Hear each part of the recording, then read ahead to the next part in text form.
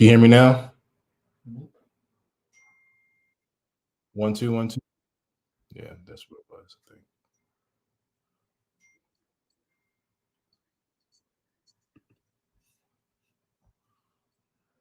I don't hear you. Let's put yourself back on then. Let me see. Can you hear me now? Okay. Yeah. 1 2 1 2.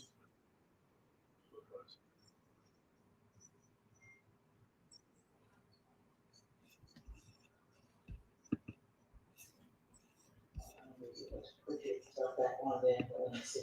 Can you hear me now? Okay. Can you delete all that out? 1 2 1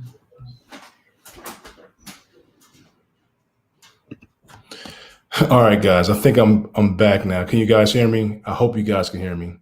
We had a little bit of a technical problem with the volume. It was going to my Bluetooth, and that's why the volume wasn't kicking in. I'm sorry. I apologize for that. That was on my end. Anyway, so we'll get started. I apologize for the volume not being corrected, but now we'll get going. All right. And so today is part 3 of our class, The Forgotten Foundation, and we're just going to get rolling.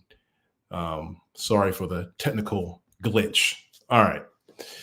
So today is The Forgotten Foundation, part 3, and we're going to review part 1 and part 2 briefly.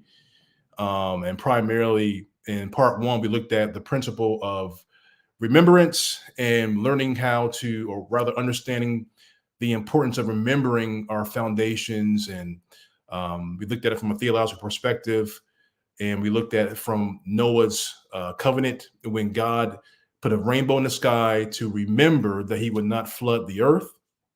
But then we also looked at the story of Joshua when he came into the promised land, and they took 12 stones out of the Jordan River and they crossed over. And those stones were to be a memorial for when the generations got older. They will look at those stones as a memorial or as a remembrance to remember when God allowed the Israelites to cross the Jordan River and the Red Sea. And so God commanded Joshua that will be a memorial for the people of God, so that they will remember him doing what he did for them then. And then we looked at also in the New Testament the story of Jesus, when he commanded the people of God, us as Christians, to remember him when we take communion, of his body being broken, his blood being shed on our behalf. And so that was another principle that we find in Scripture of God commanding his people to remember what he has done. And so we looked at all these principles of remembrance found in Scripture, and there are many others as well we didn't go through. But we want to lay that foundation because we have largely forgotten our foundation here in America. We have forgotten what it means to be American by and large, or historically. And so we looked at that, we laid that foundation, and then we looked at some of Benjamin Franklin's writings when he wrote a pamphlet to many of the Europeans in Europe that wanted to immigrate to the United States. And he pretty much laid it out in showing that in the States at that time, the majority of the Americans were Christians. And that's coming from Benjamin Franklin, who was a deist. He wasn't even a believer, although he did have, I think, Christian leanings, but he was a deist in his own writing. But nevertheless, the point is, from a founding father, he did point that out in 1783. That was also reiterated by Thomas Jefferson in 1787, I think it was. He reiterated the same thing when a Frenchman wanted to immigrate to America, and he pretty much told him to read Benjamin Franklin's pamphlet about immigrating to America, which that statement was couched in. And so we looked at that. We looked at how very early on you can see that America had a Christian foundation. Doesn't mean that everyone's a Christian. Everybody was a Christian. Obviously, Benjamin Franklin wasn't. Jefferson was a deist, largely. But by and large, the states were thoroughly Christian. We're going to get into that in later classes. So we looked at that, and then we got into John Adams' proclamation for a national fast day, March 6, 1799, which was largely a call to repentance. So we looked at that, reviewed that. So that led us into part 2 of the course, which was last week, in which we looked at Jedediah Morse's sermon from 1799, April 25th, 1799, in which he is pretty much detailing how the United States and or rather the political government and Christianity go hand in hand. And if you subvert one, if you subvert Christianity, you're going to subvert our political institutions or political liberty. And so we looked at that, we reviewed that. We also discussed one of the groups, or if the group rather, that was subverting the United States at that time, which was the Illuminati. We took a look at that because Jedediah Morse mentioned that in his sermon, along with three other people, Theodore Dwight, Timothy Dwight, and John Adams did the same thing, and others as well we didn't touch on in that class. But the Illuminati was largely instrumental in bringing the subversion into the United States. We talked about that, who was part of the Illuminati, how did they start, and everything else. So with that being said, that brings us up to speed for part 3, which is today. And then we're going to look at the evidence, or is there evidence, of subversion in our contemporary times. So that's what we're going to look at. Who are the subversive groups right now in the United States? Who are the people that are behind this changing of culture? Who are the ones that are responsible for it? Now, we're not going to get into every group, but we're going to look at several of them. And some of them you may be shocked. You may be shocked that they have been at this for a very long time. And so before we do that, we're going to look at this. Let me pull my screen up a little bit more. And so this right here is actually stated in the Congressional Record of 1963 as the communist goals. This is something, as you're going to see in a second, you can locate the source yourself. But Cleon Skousen, he was an FBI agent back then. He did extensive research for about 16 years on communism. And so he listed these 45 communist goals back in the 1960s. Now, this is very, very big because most of these goals have been fulfilled or are being fulfilled. And he was writing about this back then, over 60 years ago. So I stated only about, I think, 6 or 7 of them because I think they're very relevant to our day. So number 25 is this: break down cultural standards of morality by promoting pornography and obscenity in books, magazines, motion pictures, radio, and TV. Now, that is something that we can all see that has occurred right now in the United States.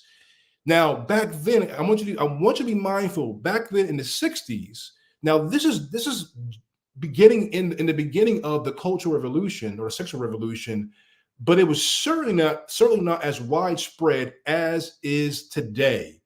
And these were the communist goals. They were looking to undermine our culture because our culture still had some semblance of a moral culture to a degree, but that was starting to be undermined. You're going to see that in this presentation. And so number 26, to add to 25, cultural standards, that's going to get into our next class, cultural Marxism. That's going to be a big presentation next time. But nevertheless, number 26, present homosexuality, degeneracy, and promiscuity as normal, natural, and healthy. Now, again, this is 1960s. And now you look at what's happening in 2023. In the last 10 years or so, this, especially homosexuality, has been presented as being normal. In fact, beyond normal. And now they're to the point where you have to affirm a person that is not the actual sex that they are. And so this has largely taken shape within our culture, within our institutions. But again, these are communist goals. These are communist tactics that were inserted or implemented to undermine our culture.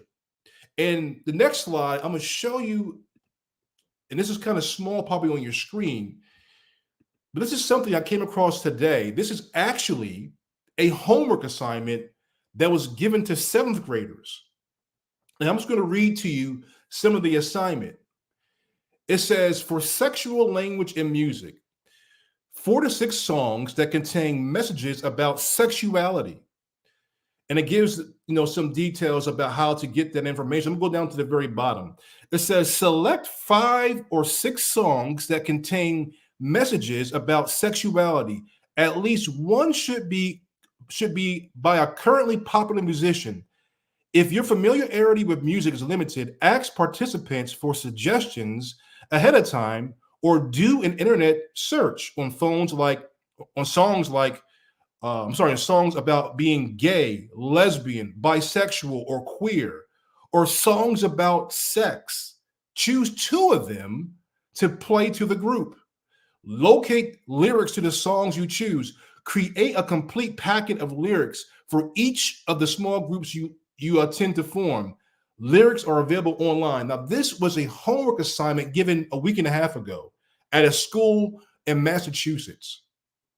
Now, it's insane, it's absurd, but this is where we're at as a country, that this is given to 12-year-olds for a homework assignment. But this goes back to this right here, 25 and 26. The breaking down of cultural standards and the presentation of homosexuality, normalizing that, degeneracy, promiscuity. So we see that in motion. Number 27, infiltrate the churches and replace revealed religion with social religion. So let's water down the gospel. Let's water down the Christian life. Discredit the Bible and emphasize the need for intellectual maturity, which does not need a religious crutch. And so this right here is also have taken shape.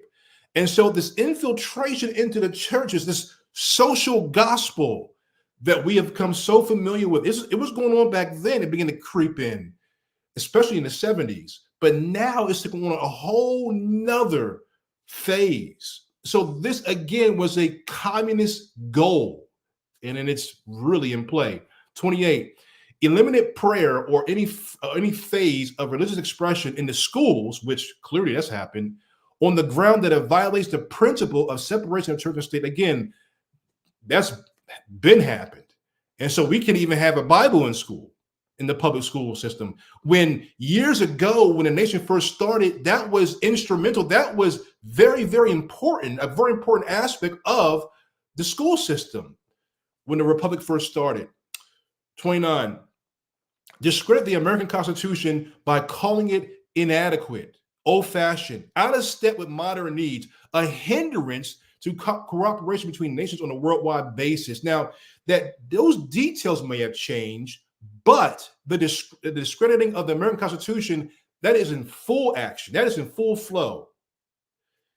As we move on, discredit the American founding fathers. Present them as selfish aristocrats who had no concern for the common man. Again, we all know this. It's so key. Now, most of the time when you hear about the American founding fathers, they were all slaveholders. That's what they were. They were all prejudiced white men that were racist, which is a lie. Some of them did own slaves, but a great majority of them did not own slaves. And so these are the type of things that were communist goals, and they're still in action. 31, belittle all forms of American culture and discourage the teaching of American history. Now, this is something that is huge. Even when you look at our public school system, the public school system really talks in grand detail about American history. I can almost guarantee the majority of us watching this video can probably only name maybe 1, 2, or 3 American founding fathers and barely know any of our American history and how Christianity is at the foundation. And it's a reason why has happened. It's because these are communist goals. That's why we don't know our history. And it's been intentional, in which it was been left out of our school system. And the great majority of us do not spend time reading the founders' archives like myself. But nevertheless, this is something that has been implemented over a very long time, and we're really seeing the fruits of it today. And lastly, support any socialist movement to give centralized control over any part of the culture, education, social agencies, welfare programs, mental health clinics, etc. Now, it is so important to understand, even now, the Department of Education did not come about to 1979 under the Jimmy Carter administration. It is now federalized, but it has not always been that way.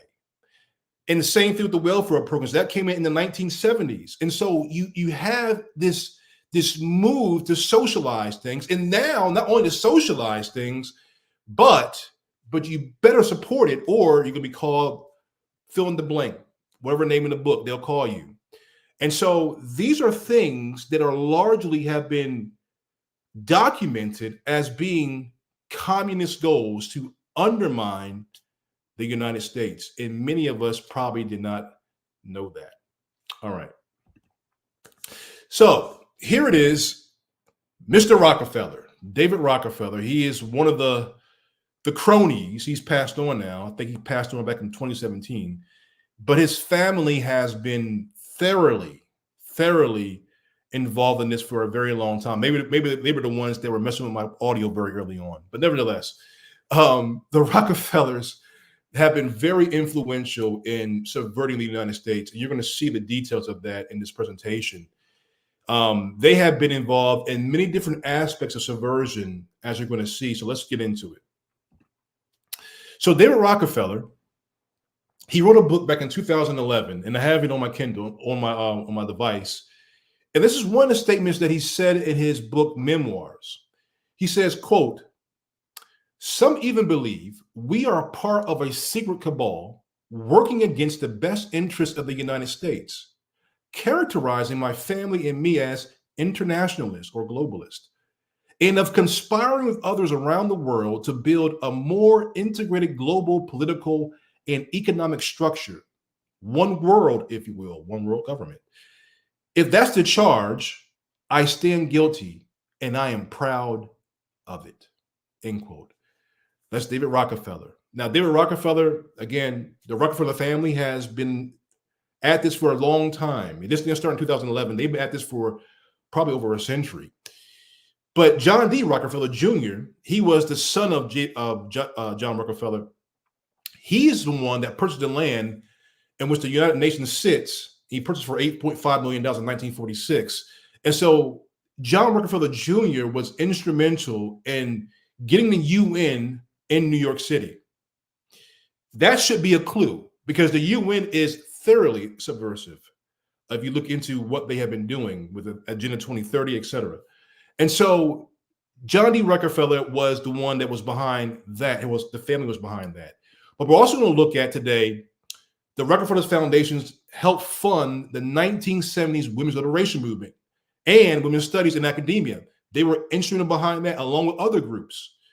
But also the Rockefellers were also behind the funding of Dr. Alfred Kinsley, the father of the sexual revolution. We're going to see evidence of that. So we're going to see these things. It's just not me making this stuff up or just getting random information off the internet. You're going to see the source and everything. This is what they've been up to for a very long time. In fact, you're going to see that some of the information that you're going to see preceded that congressional hearing in 1963. So they were doing this way before then. So let's move forward.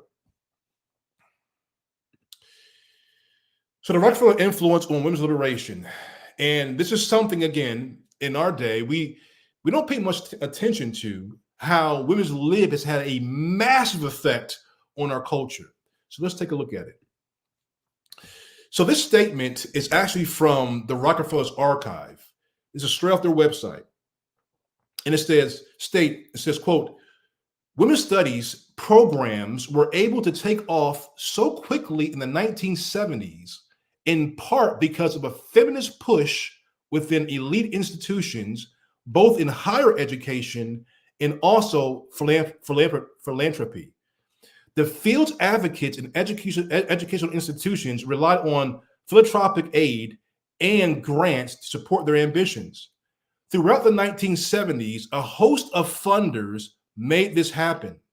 They included the National Endowment for the Humanities, Carnegie Corporation, Rockefeller and Mellon Foundations, and the Rockefeller Brothers Fund. But the biggest philanthropic player in this field from the early 1970s was the Ford Foundation. And so we have several groups right here that we can see that were instrumental in funding women's lib and feminism. The Rockefellers were one of those groups, and that's what we're going to hone in into today. So this gentleman right here is Aaron Russo. Aaron Russo was, as we're going to see, he was a producer in Hollywood. He produced the movie Trading Places with Eddie Murphy and Dan Aykroyd, but he also was running for office. I can't remember what year it was, but I think it was 2000, maybe 2004, 2005. But he was running for office for the governor of Nevada. And during that time, Aaron Russo got in contact, or rather Nick Rockefeller got in contact with Aaron Russo. And Nick Rockefeller wanted Aaron Russo to become part of the Council on Foreign Relations, which was another group that the Rockefellers were behind. And so what he does is he shares about a conversation that him and Nick Rockefeller had back in 2000. It must have been 2000, 2001 or so around that time. And Russo shares the real story behind women's lib. So I'm going to play this short clip, and then we're going to have some commentary about it. Was that he was at the house one night, and we were talking, and he started laughing. He said, "Aaron, what do you think women's liberation was about?" And I said, I had pretty conventional thinking about it at that point. I said, I think it's about women having the right to work, getting equal pay with men, just like they won the right to vote, you know? And he started to laugh. He said, "You're an idiot." And I said, "Why am I an idiot?" He said, let me tell you what that was about. We, the Rockefellers, funded that. We funded women's lib, you know? And we're the ones who got all of the newspapers and television, the Rockefeller Foundation. He says, "And you want to know why?" He said, "There were two primary reasons. And they were, one reason was we couldn't tax half the population before women's lib. And the second reason was, now we get the kids in school at an early age. We can indoctrinate the kids how to think. It breaks up their family. The kids start looking at the state as the family, as the school, as the officials, as their family, not as the parents teaching them." And so those are the two primary reasons for women's lib, which I thought up to that point was a noble thing.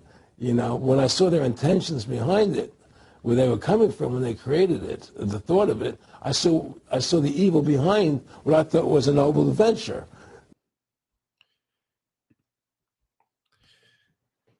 And so that was Aaron Russo discussing the conversation he had with Nick Rockefeller. It must have been around 2000, 2001, around that time.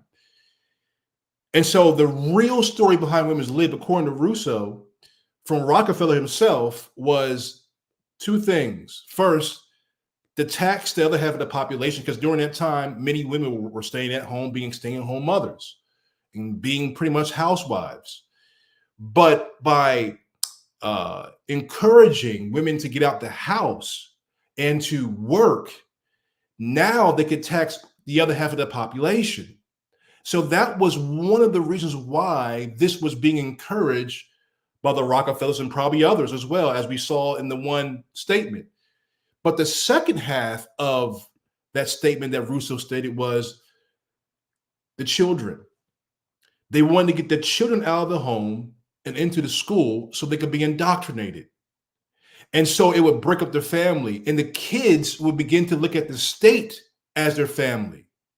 And you begin to see how diabolical this whole movement was working behind it. Now, some of us may not believe what Russo says. I think he's telling the truth. I think it just seems to make sense. But the point is that there was a real agenda behind women's liberation and feminism, but it goes even deeper than that, as we're going to see. So this is an article from 1955. This actually came from the Harvard Crimson, which is the school newspaper for Harvard University. Now, the reason why I pull this up is because it also gets into some more evidence of the Rockefellers and others being behind the subversion of our morals in America. Now, this is going back to the 50s. And so, as I'm going to read brief from the article, then we're going to get into more detail. It says, while McCarthy-type investigations drew many of the front page congressional headlines during the past year, the investigation of a different sort directly attacked the source of much of the financial backing of this nation's educational institutions. In May of 1954, a special House committee to investigate the tax-exempt foundation began hearings to determine which such foundations and organizations are using their resources for un-American and subversive activities for political purposes, propaganda, or attempts to influence legislation. Chaired by Carol B. Reese, Republican Tennessee, the committee set out to discover whether such financial giants as the Ford, Rockefeller, and Carnegie foundations were serving the nation's interests. Now, this is coming out the article from the Harvard Crimson.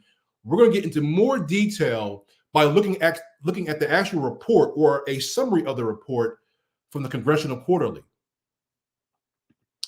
So this is just a copy of the final report of this investigation that gives details of what went on during that time in the investigation of the Rockefellers and others regarding their subversive activity.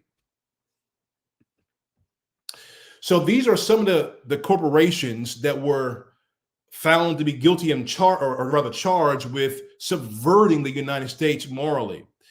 So the Carnegie Foundation, the Ford Foundation, American Council of Learned Societies, and the Rockefeller Foundations were the large foundations that were charged with subversion.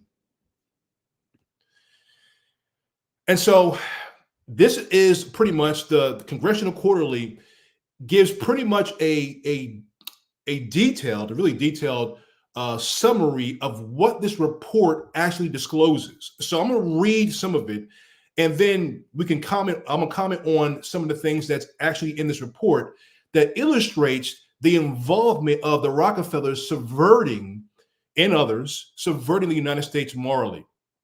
So it says they published. This is the Select House Committee Foundation report. Held hearings during May and June of 1954. The committee's role was to determine whether tax-exempt educational and philanthropic foundations had used their funds for purposes other than those for which they were established. In essence, the committee wanted to discover whether such organizations had financed un-American and subversive activities, propaganda, and attempts to influence legislation. Now, this is coming straight out of this report that is regarding this investigation. Some of the quotes, it says, quote, some of the larger foundations have directly supported subversion in the true meaning of that term, namely the process of undermining some of our vitally protective concepts and principles. They have actively supported attacks upon our social and governmental system and financed the promotion of socialism and collectivist communist ideas. Quote, the power of the individual large foundation is enormous. Influence on national policy is amplified tremendously when foundations act in concert.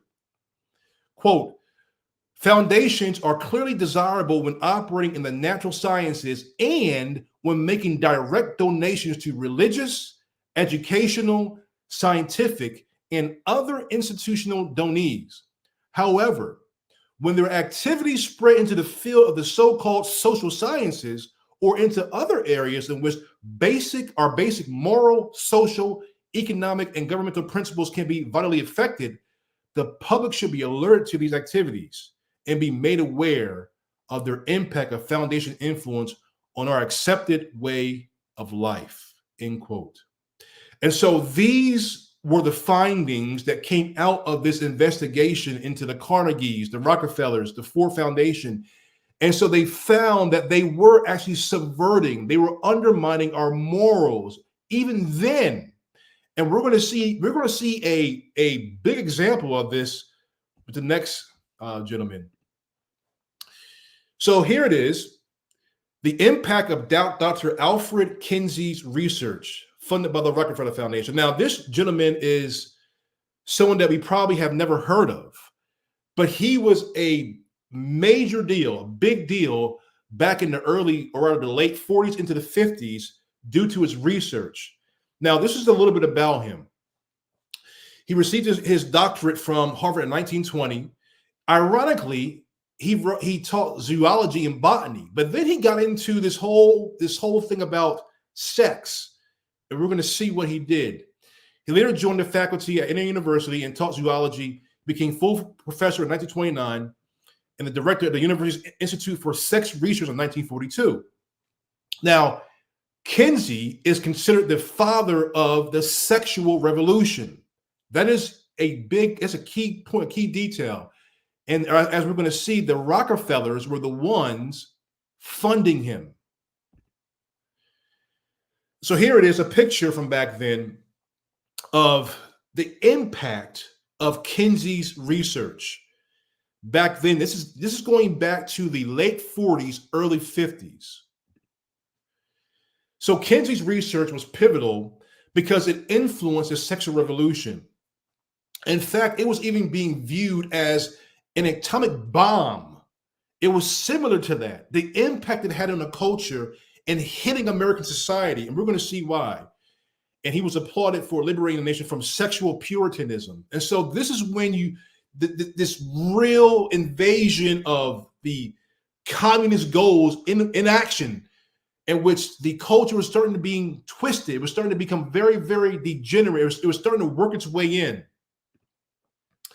And so this is one of the quotes from off the Rockefeller archive. It states, "It has been over 70 years since Alfred Kinsey published research findings asserting that people do not fit exclusively into binary sexual categories." Doesn't that sound familiar?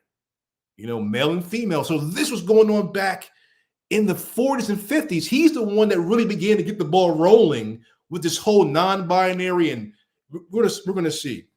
What exists today as the well-known Kinsey scale, which we're going to see, was at mid-century a revolution in scientific understanding of human sexuality. The most well-known of the study's conclusions asserts that only 10% of the human population is fully heterosexual. Now that sounds crazy. But this is what Kinsey came up with his pseudo-scientific research, that only 10% of the population was heterosexual. Now, again, this is back in the 1940s, early 50s. So this would be mind-blowing research back then, a bomb going off. So he says, is fully heterosexual. And likewise, only 10% is exclusively homosexual. So in between, people are switching back heterosexual, homosexual, as they will probably say today, non-binary, intersex, whatever. This was being seeded back then, which began to feed the sexual revolution. Go on.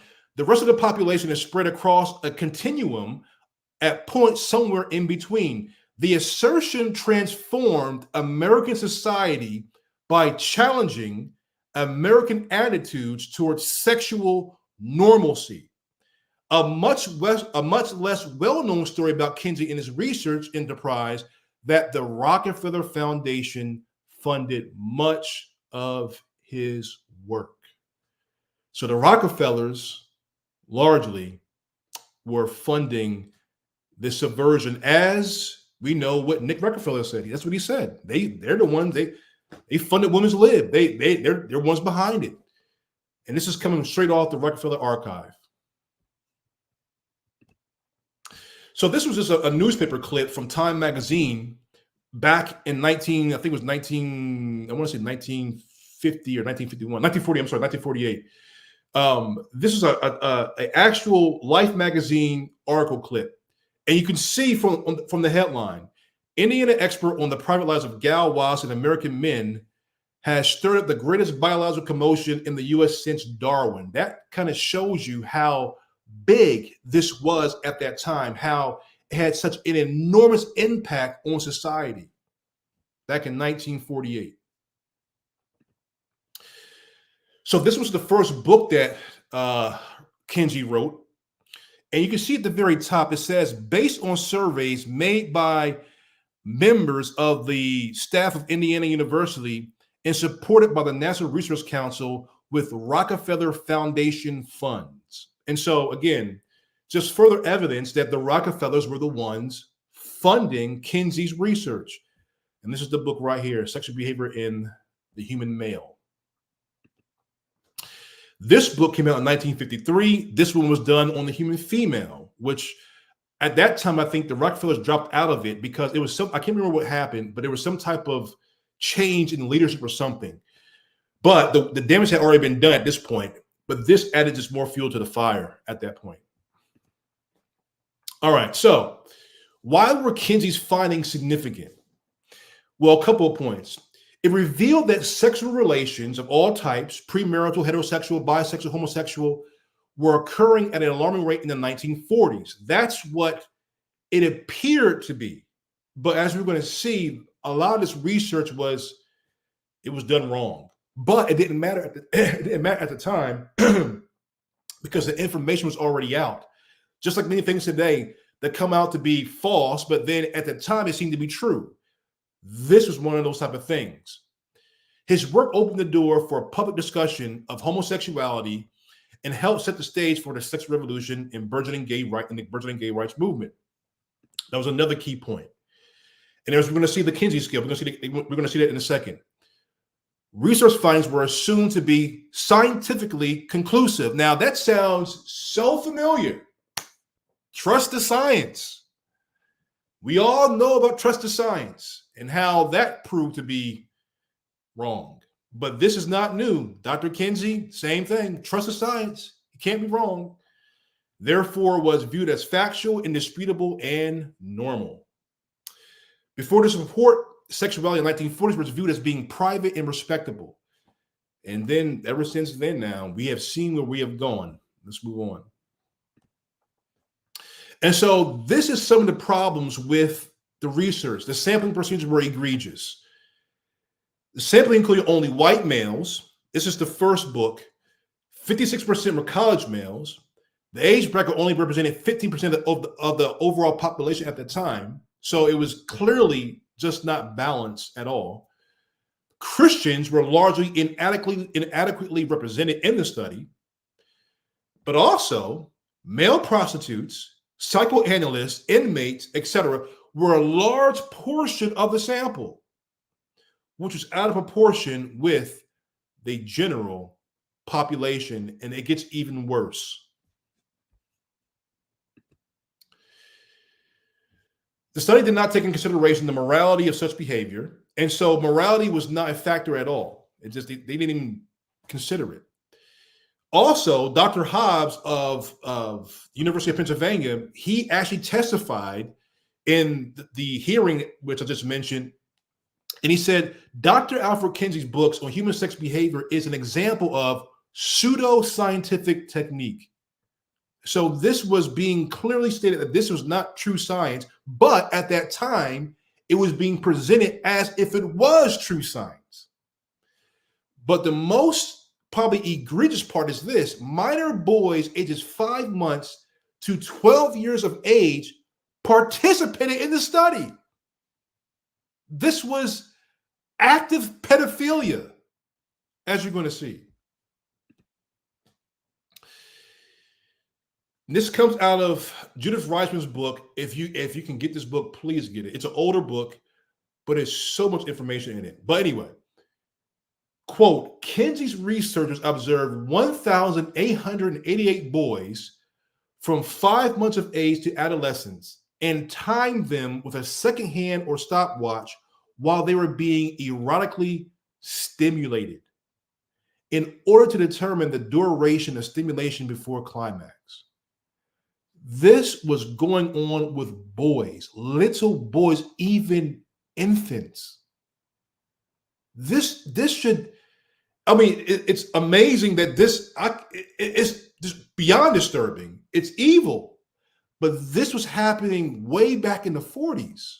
This study was being done, and many people believed it. And so this is the Kinsey scale. And as you can see, on his scale, by and large, what you see, and this kind of goes hand in hand with what's going on today with the non-binary, heterosexual, homosexual, all this other stuff. And so on the end of the scale with the 0, it says exclusively heterosexual. But remember, according to Kinsey, only 10% of the population is exclusively heterosexual. The rest are in between being exclusively heterosexual and exclusively homosexual. So he goes on, mostly homosexual is 1 with incidental homosexual experience. So I guess some people are mostly heterosexual, but then they want to, dip into, I don't want to say that, but homosexuality. Number 2, heterosexual with substantial homosexual experience. Number 3, equal heterosexual and homosexual experience. I guess that's a bisexual person, I suppose, or maybe a non-binary today. Number 4, homosexual with substantial heterosexual experience. And number 5, homosexual with incidental heterosexual experience. Number 6, exclusively homosexual. And so this is what he came up with back then, and this was being pushed out to the public. And can you imagine the psychological damage that was being done, which this is why he's called the father of the sexual revolution, because lo and behold, in the 60s, this thing exploded, which is also financed by the Rockefellers by and large. And so this moves us into the subversion of morality by means of cultural Marxism. Oh, this is a big one. And this is where we're at today. But that's the end of the show. So you got to come back next time for cultural Marxism. We're about 50 minutes long. I don't want to go too long with this.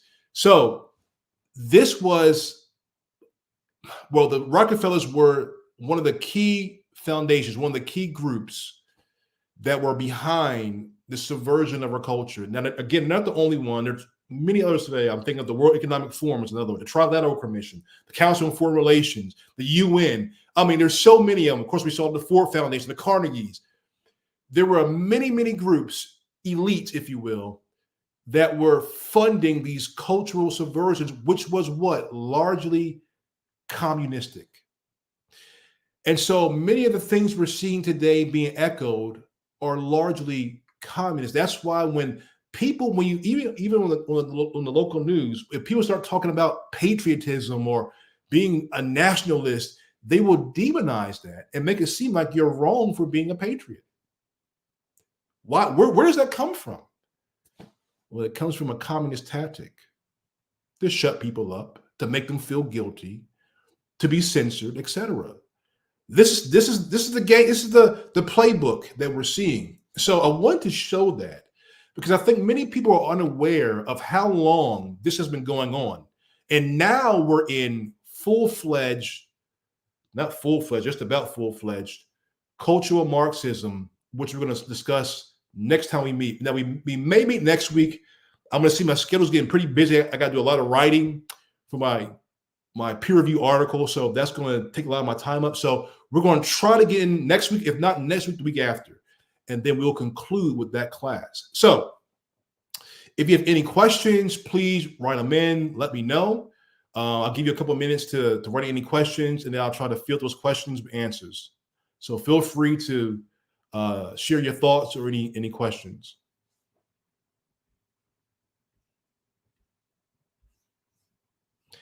If you guys don't have anything, then we'll shut down. But I'll give you a couple moments to type in.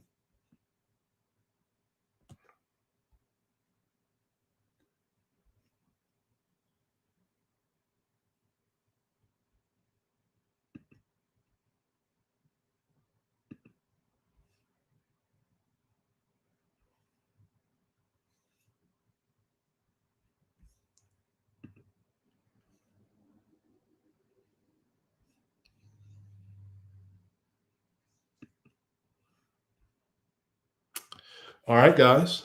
If there is no comments, I can't see any comments right now. Let me check if there's anything on Facebook, or I'm sorry, on YouTube. If there's no questions or anything, I will close out. All right, guys. Well, that's all for this evening. Again, thank you for joining in. If you have any questions, you can always email me. The email will be in the drop down box on YouTube.